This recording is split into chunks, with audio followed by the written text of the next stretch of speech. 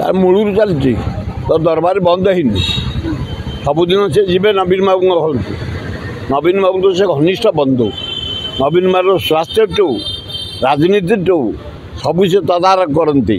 ଯୋଡ଼େ କେରଳରୁ ଡକ୍ଟର ଆଣିକିରି ଟ୍ରିଟମେଣ୍ଟ ହେବା ଦ୍ୱାରା ନବୀନ ବାବୁ ଏକଦମ ସୁସ୍ଥ, ଆଉ କିଛି ଅସୁବିଧା ନାହିଁ। ଚାରିରେ ଠାଣି ନାହିଁ, ପୁରା ପାଣି କରିକି ଚାଲିଲେଣି। ସେ ଶକ୍ତି ବଢ଼ିଗଲାଣି। ଜିଲ୍ଲା ସେ ବୁଲିଲେଣି, ଚାଷୀଙ୍କ ପାଖକୁ ଦୁଆରକୁ ଗଲେଣି, ବରଯାତ୍ରୀ ଗଲେଣି, ବିବାହକୁ ଗଲେଣି, ବ୍ରତରୁ ଗଲେଣି, ପୋଡ଼ା ଜଳାକୁ ଗଲେଣି, ବିପଦ ଆପଦକୁ ଗଲେଣି, ଚାଷୀ କ୍ଷୟକ୍ଷତି ଗଲେଣି।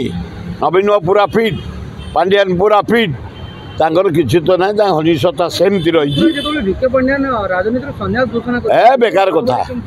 ଏଇ ରାଜ୍ୟର ଯଦି ବିକାଶ ହେଇଛି ପାଣ୍ଡିଆନ ପାଇଁ, ଆଉ ଜଗନ୍ନାଥ ମନ୍ଦିର ଯାଅ, ଲିଙ୍ଗରାଜ ମନ୍ଦିର ଯାଅ, ବସଷ୍ଟାଣ୍ଡ ଯାଅ, କଳିଙ୍ଗ ଷ୍ଟାଡ଼ିୟମ୍ ଯାଅ, ରାଜ୍ୟ ଯାକ ରୋଡ଼କୁ ଦେଖ, ରାଜ୍ୟ ଯାକ ବସଷ୍ଟାଣ୍ଡକୁ ଦେଖ, ରାଜ୍ୟ ଯାକ ହାଇସ୍କୁଲକୁ ଦେଖ, ରାଜ୍ୟ ଯାକ କଲେଜକୁ ଦେଖ, ମନ୍ଦିର ମସଜିଦକୁ ଦେଖ। ଆଜି ଯଦି ଡେଭଲପ୍ ହେଇଛି ପାଣ୍ଡିଆନ ନବୀନ, ନବୀନ ପାଣ୍ଡିଆନ, ସେ ଦୁଇ ଜଣ ଘନିଷ୍ଠ ରହିଛି, ରହିବେ। ରାଜ୍ୟରେ ଅନେକ ପ୍ରସଙ୍ଗ ରହିଛି, ସେତେବେଳେ ପାଣ୍ଡିଆନ ପ୍ରସଙ୍ଗ ବାରମ୍ବାର କାହିଁକି ଉଠାଯାଉଛି? ଏ ବିଜେପି ଆଉ ବିଜେପିର କାମ କ'ଣ? କିଛି ତ କରିପାରୁନାହାନ୍ତି। 7 ମାସ ହେଇଗଲା, ଘାସଟେ ଲଗେଇ ପାରିଲେନି କେଉଁଠି। 7 ମାସ ହେଇଗଲା, ଖାଲି ପବ୍ଲିସିଟି। ପ୍ରବାସୀ ଭାରତୀୟ ଶିଳ୍ପପତିକି ନେଇ ଆସିବୁ, ଖାଲି ଓଡ଼ିଶାର ଅର୍ଥ ଗୁଡ଼ାକ ବର୍ବାଦ କରିବା କଥା, ଖାଲି ରଙ୍ଗ ବୋଳିବା କଥା, ଖାଲି ଚିତ୍ର ଉଠେଇବା କଥା, ଖାଲି ଲାଇଟ୍ ଲଗେଇବା କଥା। କିଛି ମୂଲ୍ୟ ନାହିଁ। 7 ମାସ ହେଇଗଲା, ସରକାର ଗୋଟେ କୋଲାପ୍ ସରକାର, କୌଣସି ଡେଭଲପ୍ ନାହିଁ। ତେଣୁକରି କଂଗ୍ରେସ ତୃଣମୂଳ ସ୍ତରରୁ କାମ କରିକି ଆଇଲାଣି। ଆର ସପ୍ତାହ ଭିତରେ ପିସି ସଭାପତି ନାମ ଘୋଷଣା ହେବ ଏବଂ 3 ମାସ ଭିତରେ ପ୍ରାୟ 47 ଜଣ MP NDA ଛାଡ଼ି କଂଗ୍ରେସରେ ଯୋଗ ଦେବେ। ରାହୁଲ ଗାନ୍ଧୀ ପ୍ରାଇମ୍ ମିନିଷ୍ଟର ହେବ। ସମୟକୁ ଅପେକ୍ଷା କର। କାଲି ମୁଖ୍ୟମନ୍ତ୍ରୀ ନିବାସ ମନ୍ଦିର ମହିଳା ସରପଞ୍ଚ ବିଜେପି ଥିଲେ, କିନ୍ତୁ ବିଜେପି କିଛି କାମ କରୁନି ବୋଲି ବିଜେଡି ମିଶ୍ରିତ ଅଛି। ସେ ଚାଲିବ। ଏ ଲୋକ ଗୁଡ଼ାକ ଆମେ ସୁବିଧାବାଦୀ।